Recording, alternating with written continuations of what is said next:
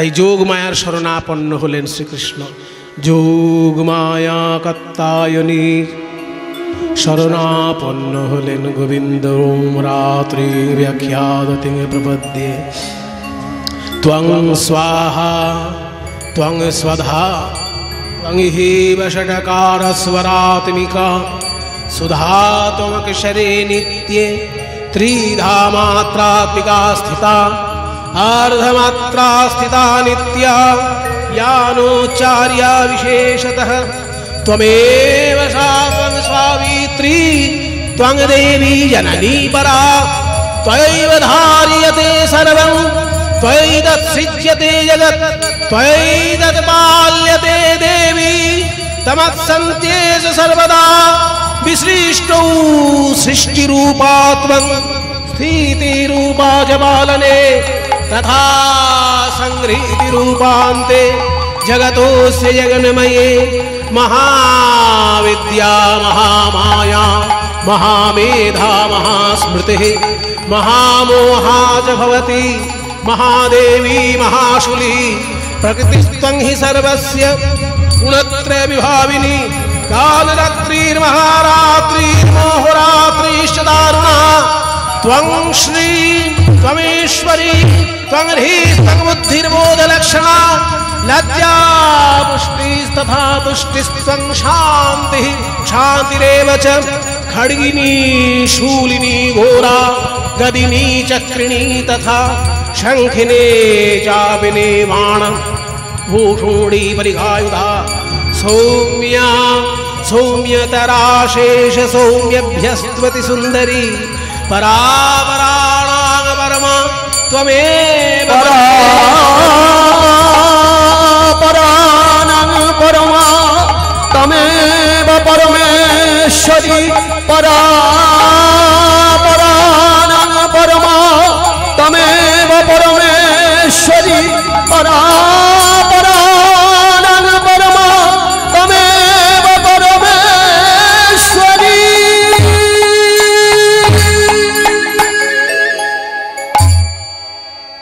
গোপাল, মা তুমি এসেছো? মা তুমি ডাকলে আমি না এসে থাকতে পারি? মা এসেছো যখন আমাকে একটা সুন্দর করে নৌকা বানিয়ে দাও, আমি একটু যমুনায় নৌকা বিলাস করতে চাই। হ্যাঁ, নৌকা বানিয়ে দেব? তাহলে সেই নৌকা কে চালাবে? মানে কান্ডারি কে হবে? কান্ডারি আমি হব। ও বাবা, আমার গোপাল কান্ডারি হবে? তাহলে তো যেমন তেমন নৌকা দেওয়া যায় না। তুমি যদি হও কান্ডারি তবে আমি হব দেহতরি। তুমি যদি হও কান্ডারি আমি হব দেহতরি। আমি ভাসিব যমুনার জলে, আমি ভাসিব যমুনার জলে। ভেসে ভেসে বেড়াবো, আমি ভেসে ভেসে বেড়াবো ওই যমুনার জলে। আমি ভেসে ভেসে বেড়াবো ওই যমুনার জলে। আমি ভেসে ভেসে বেড়াবো যমুনার নীল জলে। ভেসে ভেসে বেড়াবো রাধা শ্যামে বক্ষে লয়ে, মুখে জয় রাধে গোবিন্দ বলে। রাধা শ্যামে বক্ষে লয়ে রাধে রাধে রাধে রাধে রাধে রাধে রাধে। আমি ভেসে ভেসে বেড়াবো ভাসিব যমুনার জলে। ওই রাধা শ্যামে বক্ষে লয়ে ভাসিব যমুনার জলে। যোগ মায়া কাত্তায়নী গোপালকে তৈরি করে দিচ্ছেন একটি নৌকা, তবে তত্ত্ব দিয়ে গঠিত সেই নৌকা, তত্ত্বের নৌকা। কিরকম? না, নৌকা বানাতে গেলে সবার আগে যে দুটো জিনিস লাগে সেটা হচ্ছে নৌকার দুটো মাথা।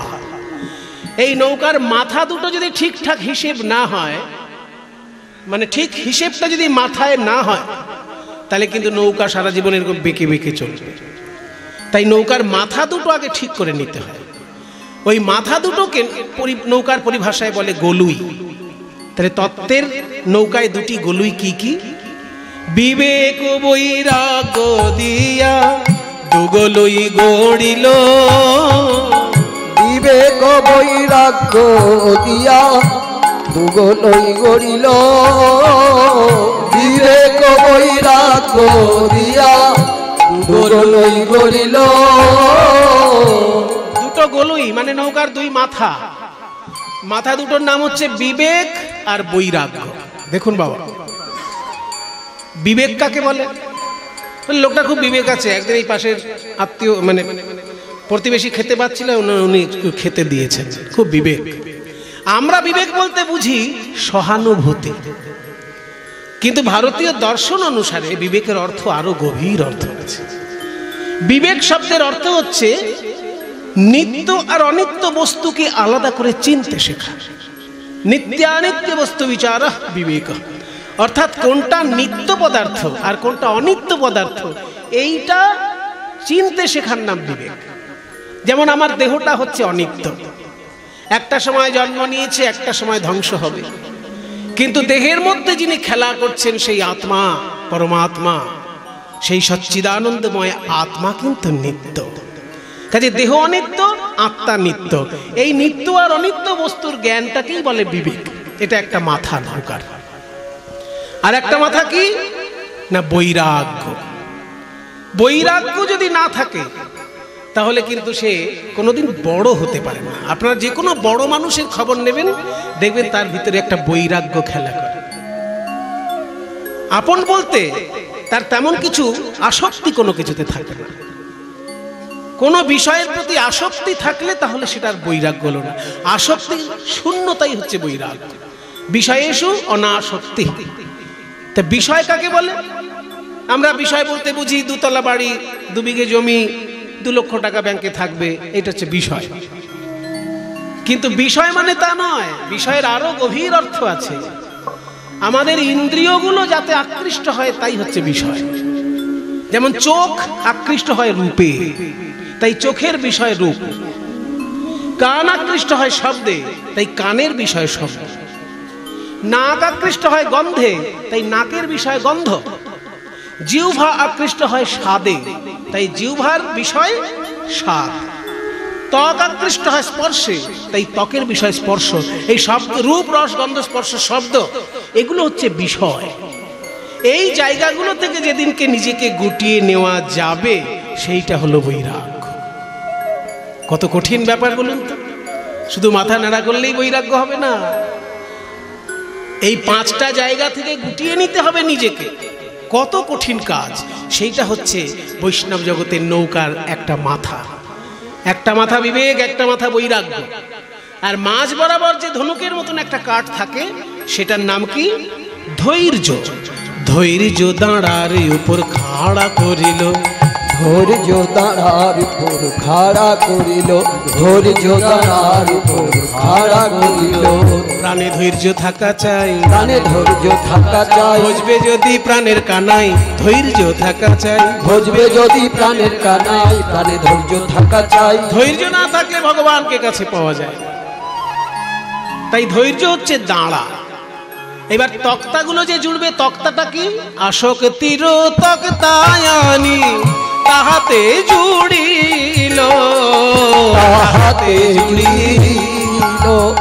আসক্তির তক্তায়ানি তাহাতে জুড়িল, তাহাতে জুড়িল। তক্তাগুলোর নাম হচ্ছে আসক্তি। কিন্তু তক্তাটা জুড়বে কি করে? দেখবেন ইংরাজি অক্ষরের ইউ, ইউ এর মতন দেখতে লোহা পাওয়া যায়, মাথা দুটো ছোচালো থাকে। ওই তক্তা দুটো নিয়ে সেই তক্তা দুটোর মাঝখানে ইউ এর মতন লোহাটা এরকম পুঁতে দেওয়া হয় আর উল্টো দিক দিয়ে মুড়ে দেওয়া হয়। তক্তাকে কামড়ে রাখে যে লোহাগুলো, এটাকে বলে পাতাম লোহা। তত্ত্বের দিকে সেটা কি?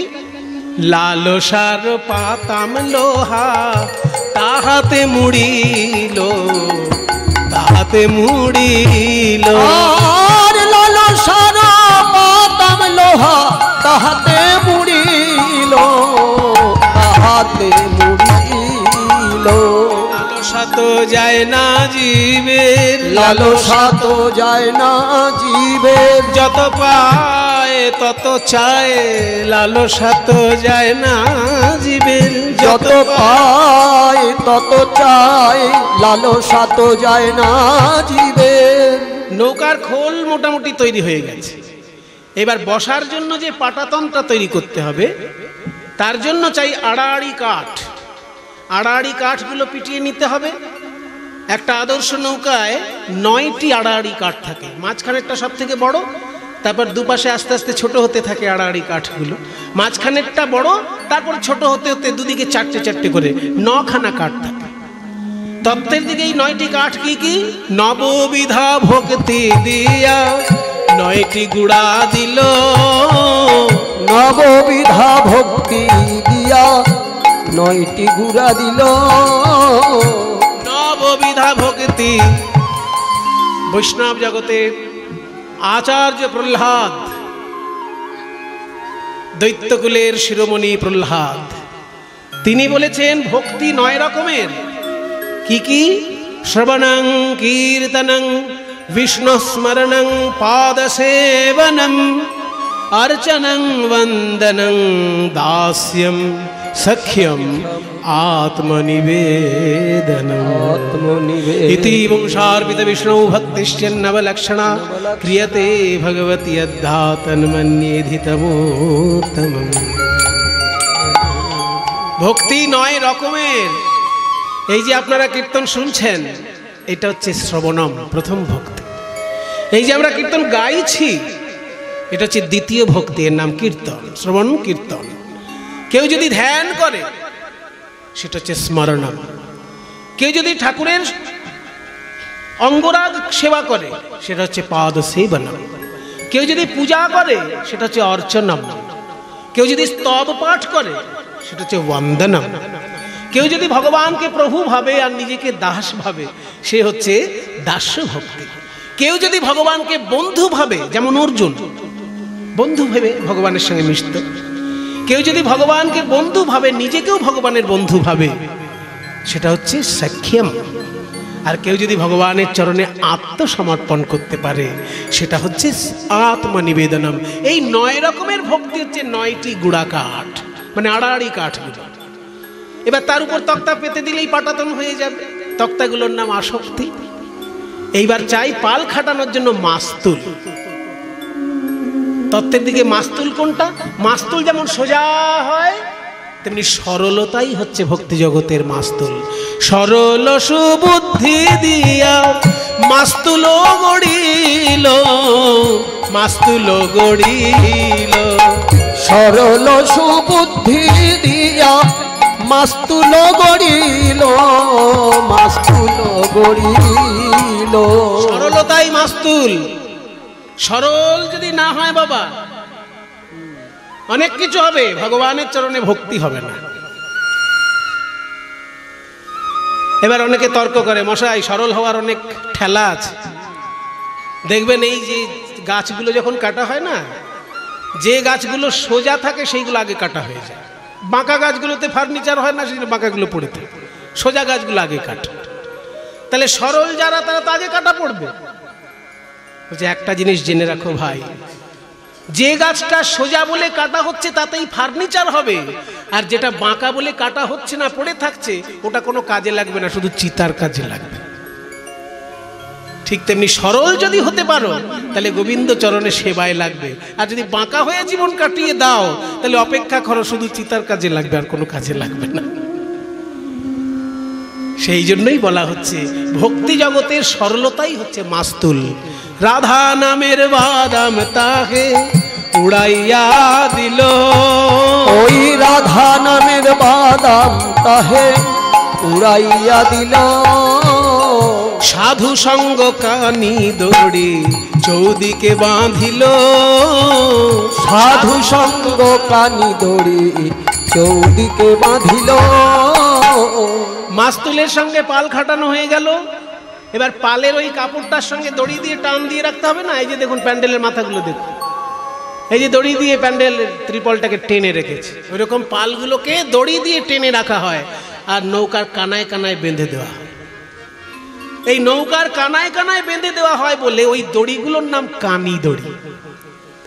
তাহলে তত্ত্বের দিকে দড়িটা কোনটা? সাধু সঙ্গ কানি দড়ি, সাধু সঙ্গ কানি দড়ি, সাধু সঙ্গ কানি দড়ি। মন পালকে রাখে ধরি, সাধু সঙ্গ কানি দড়ি। মন পালকে রাখে ধরি, সাধু সঙ্গ কানি দড়ি। মন পালকে রাখে ধরি, মায়ার হাওয়ায় উড়তে দেয় না। মন পালকে রাখে ধরি, মায়ার হাওয়ায় উড়তে দেয় না। মন পালকে রাখে ধরি, সাধু সঙ্গ কানি দড়ি, সাধু সঙ্গ কানি দড়ি চৌদিকে আটিল। সুন্দর সুন্দর নৌকা সাজানো হয়েছে। ও মা, এ তো তত্ত্বের নৌকা। এই তত্ত্বের নৌকা তো আর সাধারণ লোকে বুঝতে পারবে না, ওই জন্য সাধারণ মানুষের জন্য একটু মণিমাণিক্য দিয়ে নৌকাটা সাজিয়ে দাও। তাই মণিমাণিক্য দিয়ে এবার নৌকাটা সাজানো হচ্ছে। কিভাবে? সৃজিল তরণী খানি প্রবাল মুকুতা আনি রে, সৃজিল তরণী খানি প্রবাল মুকুতা আনি রে। মাঝে মাঝে হীরার গাঁথনি, মাঝে মাঝে হীরা আর গাঁথুনি। শিখি পুচ্ছে গুঞ্জা ছড়া রজত কাঞ্চনে মোড়া। শিখি পুচ্ছে গুঞ্জ ছাড়া রজত কাঞ্চনে মোড়া। ও কেরোয়ালে রজত কিঙ্কিনি, কেরোয়ালে বাজো বলি সাধের তরি সাজা এলো। রজত কাঞ্চন দিয়ে সাধের তরি সাজাইল। দেখুন নৌকা সাজিয়েছে কি কি দিয়ে, শুনলে চমকে যাবেন। বলছে সৃজিল তরণী খানি প্রবাল মুকুতানি। একটা প্রবাল কিনতে যাবেন তো কত দাম দেখবেন। সোনার দোকানে যাবেন, ওই যে গয়না মণিমাণিক্য যে দোকানে পাওয়া যায় জুয়েলারি, ওই দোকানে গিয়ে দেখবেন প্রবাল কত দাম আর মুক্ত কত দাম আর হিরে চুনি পান্নার কত দাম। এইগুলো দিয়ে নৌকা সাজানো গোবিন্দের। কেন হবে না? রাজপুত্র, তার নৌকাও তো সেরকম হবে। সৃজিল তরণী খানি প্রবাল মুকুতানি, মাঝে মাঝে হীরার গাঁথনি, মাঝে মাঝে একটা করে হিরে রয়েছে। ওরে বাবা। শিখি পুচ্ছে গুঞ্জা ছড়া, মানে যে দাঁড় এবং হাল, ওই দাঁড় আর হালের যে হাতলটা, সেই হাতলের মাথায় একটা ময়ূরের পালক আছে। শিখি পুচ্ছ, ওই হাতলের মাথায় একটা ময়ূরের পালক লাগানো আছে, শিখি পুচ্ছ। তার সঙ্গে গুঞ্জা ছড়া, গুঞ্জা ফলের এক ছড়া বাঁধা আছে। রজত কাঞ্চনে মোড়া, সোনার রূপ দিয়ে মোড়া রয়েছে হাতলটা। আর কেরওয়ালে রজত কিঙ্কিনি, রূপোর ছোট ছোট ঘন্টা বাজছে হালে আর দাঁড়ে। কিঙ্কিনি মানে ছোট ঘন্টা, রূপো দিয়ে তৈরি। সেগুলো কিভাবে বাজছে? কিঙ্কিনি কিঙ্কিনি কিঙ্কিনি কিঙ্কিনি কিঙ্কিনি কিঙ্কিনি কিনি কিনি কিনি কিনি কিনি কিনি কিনি কিনি কিনি কিনি কিনি কিনি কিঙ্কিনি কিঙ্কিনি কিঙ্কিনি। কি কিনবো? কিঙ্কিনি যেন মনে মনে বলছে আমি কি কিনবো, কি কিনবো, কি কিনবো। রাধা কিনবো না শ্যাম কিনবো? আমার তো দুজনকেই কিনতে ইচ্ছে হয়, কিন্তু পয়সা তো নেই। এখানে পয়সা মানে ভক্তি। ভক্তি যতটুকু আছে একজনকেই দিতে পারছি না, রাধা কৃষ্ণ দুজনকে কিনবো কি করে? তখন সিদ্ধান্ত বলা হলো, শোনো, আজকাল কোম্পানি না মাঝে মাঝে ছাড় দেয়। দেখবে কোনো কোনো কোম্পানি ছাড় দেয়, মাজন কিনলে ব্রাশ ফ্রি। আছে না এরকম কোম্পানি, যে মাজন কিনলে ব্রাশ ফ্রি, সাবান কিনলে শ্যাম্পু ফ্রি। ওই যে আবার জানে সাবানের সঙ্গে শ্যাম্পু ফ্রি দিচ্ছে। তো এইরকম ছাড় দেওয়া হয়েছে বৈষ্ণব জগতে। সেখানে বলা হয়েছে যদি কেউ রাধারানীকে কিনতে পারে তার কাছে কৃষ্ণ বিনামূল্যে পাওয়া যায়। তাই কিঙ্কিনী সিদ্ধান্ত নিল, একজনকে কিনলে যদি দুজন পাওয়া যায় আমি তাই কিনবো। কিনবই আমি রাধারও মন, খেয়াল করুন, কিনবই আমি রাধারও মন, রাধারও মন, রাধারও মন, রাধারও মন, রাধারও মন। একদিকে রাধা রমন মানে কৃষ্ণ, আবার এদিকে রাধার মন। কিনবই আমি রাধারও মন, পাবই আমি রাধা রমন। কেন?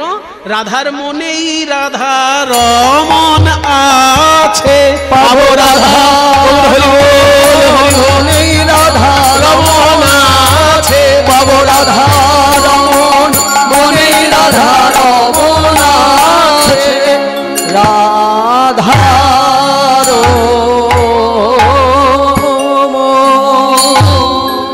কিনবই আমি রাধারও মন, রাধারও মন, রাধা রমন।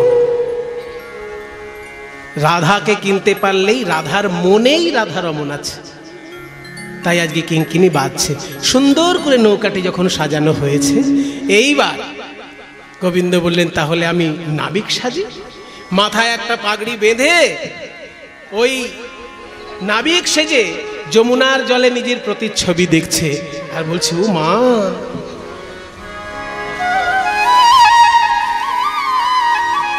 আমি এত সুন্দর কবে বা হলাম, আমি এত সুন্দর কবে বা হলাম, সুন্দর কবে বা হলাম, আমি এত সুন্দর কবে বা হলাম। বুঝি গোপী প্রেমে আমায় সুন্দর কইলে, আমি এত সুন্দর কবে বা হলাম। বুঝি গোপী প্রেমে আমায় সুন্দর কইলে, আমি এত সুন্দর কবে বা হলাম। ওরে আমার সাধের বাঁশি, একবার বেজে উঠ বাঁশি, যা ব্রজগোপীদের কানে কানে আমার আহ্বান পৌঁছে দে বাঁশি। ব্রজগোপীর কানে কানে আমার এই আহ্বান পৌঁছে দে। তাই বেজে উঠল বাঁশি। চতুরে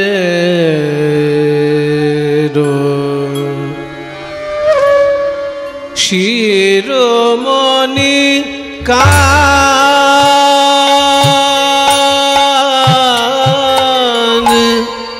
চতুরের শিরোমণি কান,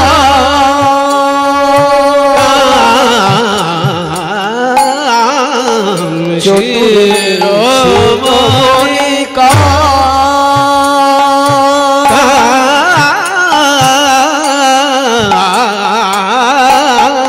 শিরোমণি কান,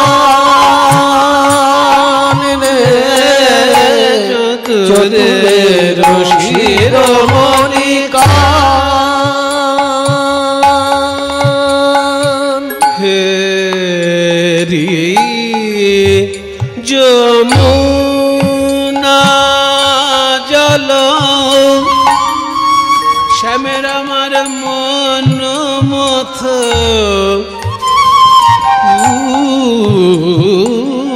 থলল হে যমুনা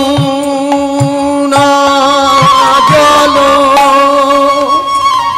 মন মথ উথল,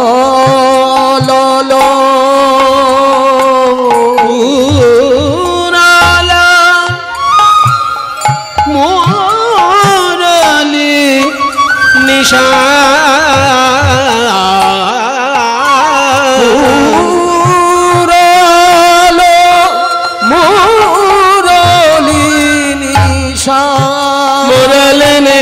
মুরলি নিশান, মুরলি নিশান, চৈরমণি কান রে শিরোমণি চতুরের শিরোমণি নে রে জানে দাসনে দামাগা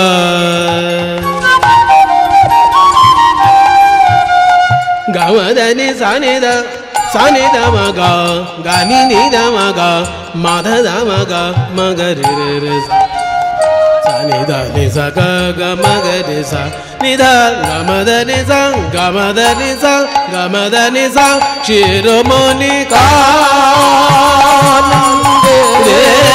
চতুরের শিরোমণি কানন্দে শিরোমণি কানন্দে চতুরের শিরোমণি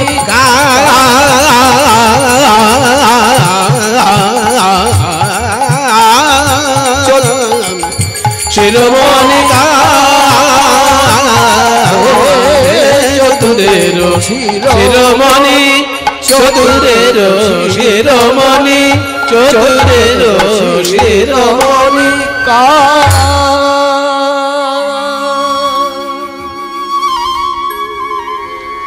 যখনই এইভাবে মধুর মুরলী বাজিয়েছেন,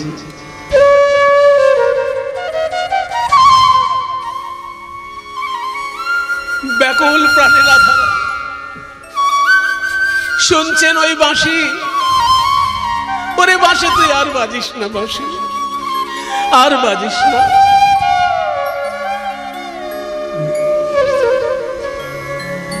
বলছে মোতিমা হারে বেশ বানা দে, মতির হার দিয়ে আমার বেশভূষা তৈরি করে দে।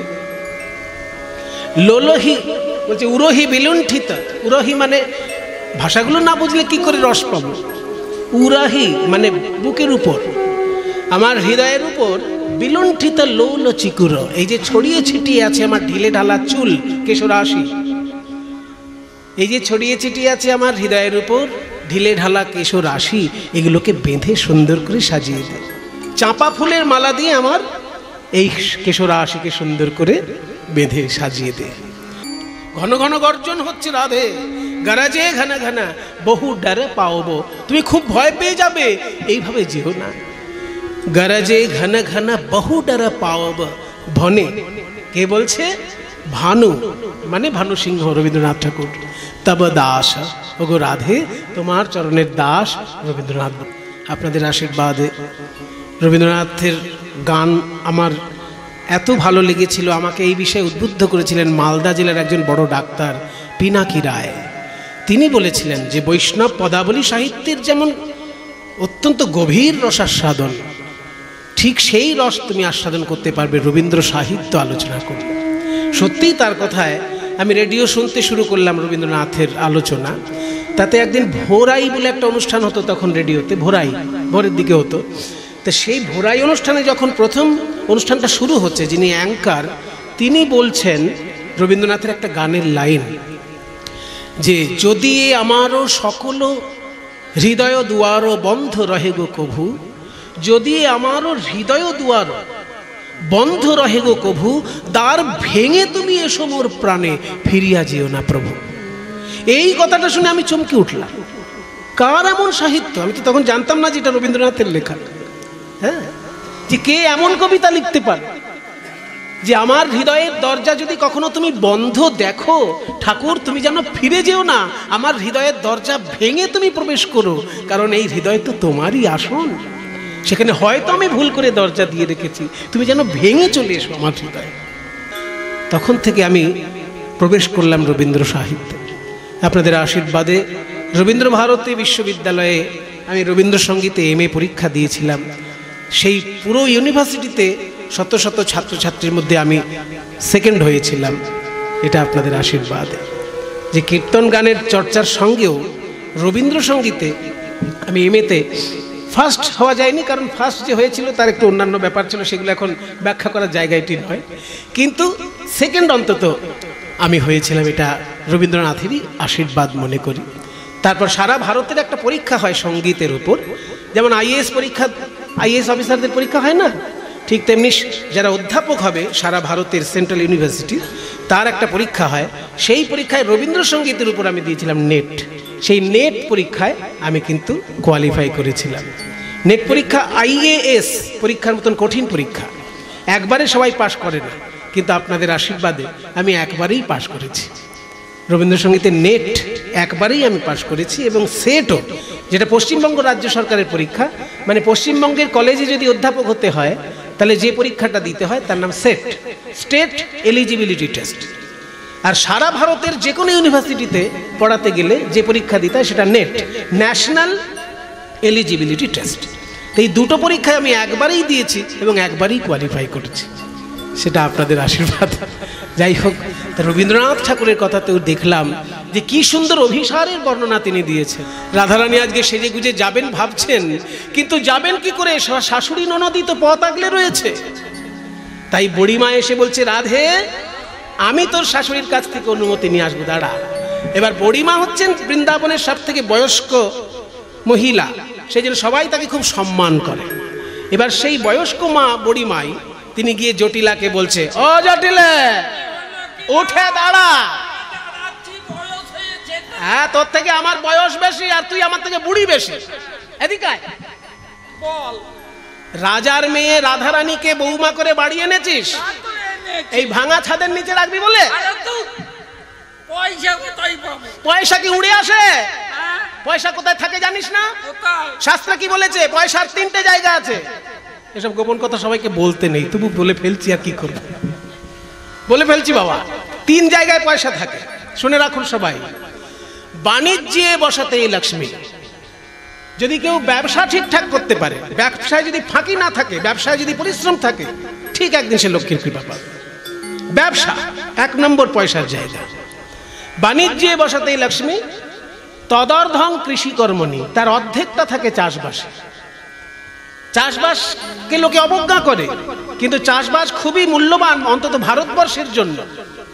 কারণ চাষি ভাই যারা হয় তাদের একটা বিরাট বড় সুযোগ সুবিধা দিয়েছে ভারত সরকার, যে চাষ করে যদি ফসলের আনা হয় সেই ফসলের জন্য ট্যাক্স দিতে হয় না। যদি কেউ মাইনে পায়, চাকরি করে কেউ যদি মাইনে পায়, সরকার আগে তার ট্যাক্স কেটে রাখে, তারপর মাইনে দেয়। কিন্তু চাষি ভাই যত লক্ষ টাকা ইনকাম করুক, তাকে কিন্তু ট্যাক্স দিতে হয় না। খোঁজ নেবেন, ট্যাক্স লাগে না। তবে এটা খারাপ নয়, ভালো। কেন ভালো না? চাষ তো প্রত্যেকবারে ভালো হয় না, কোনো বার চাষের মারাত্মক ক্ষতি হয়ে যায়, সেই জন্যই এই নিয়মটা। কিন্তু সুযোগটা আছে, যদি প্রত্যেকবারই কারোর চাষ ভালো হয়, ভালো লক্ষ্মী আসবে তার ঘরে। তাই 3 জায়গায় লক্ষ্মী থাকে। প্রথম কথা হচ্ছে বাণিজ্যে বসতে লক্ষ্মী, দ্বিতীয় তদর্ধং কৃষিকর্মণি, চাষবাসের দ্বিতীয় স্থান, আর তৃতীয় তদর্ধং রাজসেবায়াম, রাজ কর্মচারী যদি কেউ হয় তারও পকেটে 2টো পয়সা থাকে। আর ভিক্ষায়াং নৈব নৈব চ, ভিক্ষায় কখনো লক্ষ্মী থাকে না, অলক্ষ্মী থাকে। তাহলে তোরা তো রাজবংশের, তোদের বাড়িতে তো ব্যবসা আছে। আরে বাবা, ব্যবসায় লক্ষ্মী থাকে তো ব্যবসা কর, তোদের দধি দুগ্ধ পচে যাচ্ছে, গিয়ে বিক্রি কর। ব্যবসা করবে, বিক্রি করতে যাবে তাকে। তুই চল, আমি বুড়ি হয়েছে, আমি কি আর পারি? তুই পারিস না তো তোর মেয়েকে পাঠা। ওই মেয়ে, এই যে বাবারে বাবারে, সাংঘাতিক মেয়ে। সুন্দর মালা গলায়, হ্যাঁ মালা দোলায়, কিন্তু কুল গাছে গিয়ে চুল লাগিয়ে ঝগড়া করে। হ্যাঁ কুল গাছে গিয়ে, কাটা গাছ, হ্যাঁ, সেখানে চুল ছেড়ে দিয়ে কুলের কাটাতে লাগিয়ে কুল গাছের সঙ্গে ঝগড়া করে। এমনি মেয়ে, এমন মেয়ে। হ্যাঁ। বলি আমড়া গাছে কি আর আম হয়? কখনো হয় নাকি? তুই যেমন ঝগড়াটি, তোর মেয়েও হয়েছে সেরকম ঝগড়াটি। আরে পেটে ধরেছে, হ্যাঁ ফেলে দেবো না। ফেলে কে দিতে বলছে? তোর মেয়েকে তুই বুকে করে রাখ। বাড়িতে কি আর কেউ নেই ব্যবসায় যাওয়ার মতো? ছেলে আছে, সে আমার। ছেলে কি করে? সারাদিন কালী জয় কালী জয় কালী, আমার খেপা ছেলে, কালী ভক্ত। তাহলে সে যাবে না ব্যবসায়? সে কখনো যাবে না। বৌমা নেই? কই? এই লোকজনের মাঝে বলবো? আমি ওর মুখ দর্শন করব। বলুন, আমি ওর মুখ না, ওই দেখুন, ওই মেয়ে।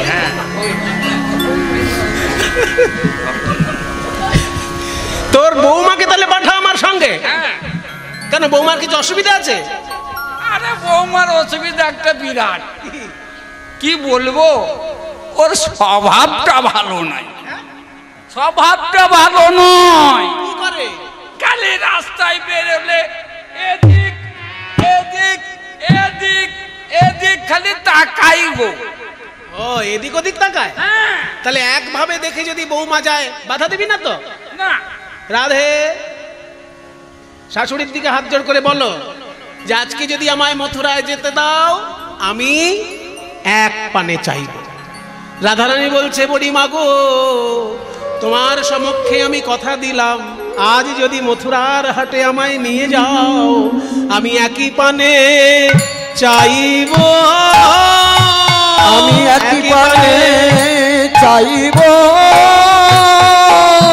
এদিক ওদিক চাইব না মা, এদিক ওদিক চাইব না, আমার পরাণ বধুর বদন বিনা।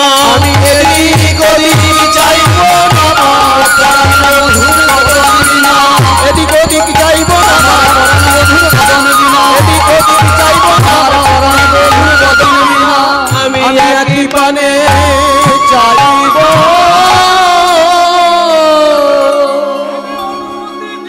অনুমতি দিলে নিয়ে যাও, নিয়ে যাব। কিন্তু ভালো করে আমাদের ব্যবসাটা শিখিয়ে দেবে আর ভালো জিনিস কিনে দেবে। পৃথিবীর ব্যবসা করিয়ে দেবো তোদেরকে। হ্যাঁ, আর ভালো জিনিস কিন্তু কিনে দেবে। চল তাহলে রাধে, শীতল তরুর ছায়ে বসিয়া বসিয়া যায়, শীতল তরুর ছায়ে বসিয়া বসিয়া যায়, যমুনা কিনারে দিল দেখা, আসি সবে যমুনা কিনারে দিল দেখা, দাঁড়ায় আসিয়া দাঁড়ায় আসিয়া দাঁড়ালো, ওই যমুনার তীরে সবে আসিয়া দাঁড়ালো, ওই যমুনার তীরে সবে আসিয়া দাঁড়ালো।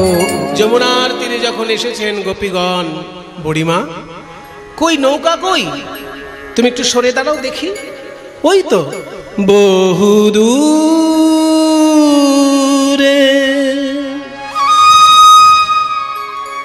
দূরে দূরে দূরে দূরে দূরে।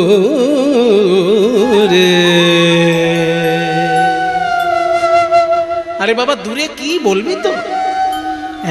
একখানা তোরি দেখা যায় গো, ও বহু দূরে তোরি দেখা যায় গো, তোরে একবার ভাসে একবার ডোবে মধ্য যমুনায় গো, তোরে একবার ভাসে একবার ডোবে মধ্য যমুনায় গো, ও দূরে একখানা তোরি দেখা যায় গো, ও বহু দূরে একখানা। উমা কি সুন্দর তরিখানি, একবার চেয়ে দেখো প্রাণ সজনী, কি সুন্দর তরিখানি, বুড়িমা গো, যে তরির পানে নয়ন দিলে আর তো নয়ন ফিরানো যায় না, যায় না, যার তরিখানি এত সুন্দর জানি না সেই নাবিক আরো কত সুন্দর,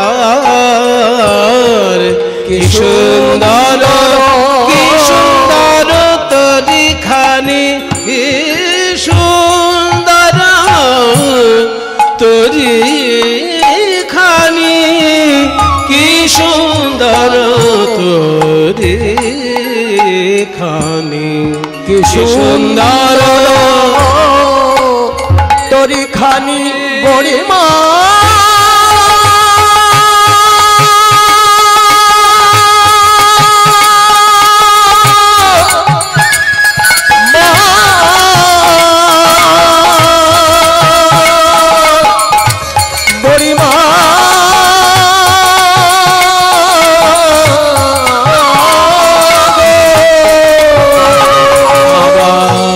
তোরির মাঝে ও নীলমণি তোরির মাঝে, ও নীলমণি বসে বৈঠাবায় গো। আবার তোরির মাঝে ও নীলমণি বসে বৈঠাবায় গো। আবার তোরির মাঝে ও নীলমণি বসে বৈঠাবায় গো। তোরি দেখা যায়